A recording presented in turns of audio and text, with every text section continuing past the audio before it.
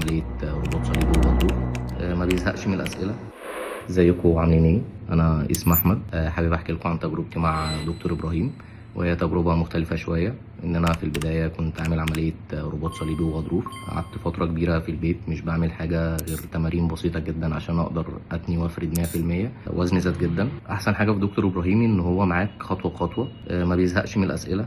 في اي سؤال هتساله هيرد عليك. بالنسبه للتمارين هيشرح لك تكنيك تمرين هيقدر يحميك من الاصابات. بالنسبه للدايت، هو طبعا انا تعبته جدا ان انا شخص اصلا بحب الاكل. طبعا هو كان معايا خطوه بخطوه في موضوع الاكل ده. ظبط لي الدايت، نزلت وزن، كان بيحسب لي كميه البروتين اللي هتدخل جسمي قد ايه بالظبط. طبعا هي التمارين كده كده بتتغير، والدايت برضو بيتغير على حسب انت حبيب ايه. انا طبعا دكتور، انا عارف ان انا تعبتك جدا والله، بس بجد بجد يعني الفضل بعد ربنا يرجع لك. انا فخور بنفسي جدا باللي انا وصلت له، وان شاء الله ان شاء الله اللي جاي احسن.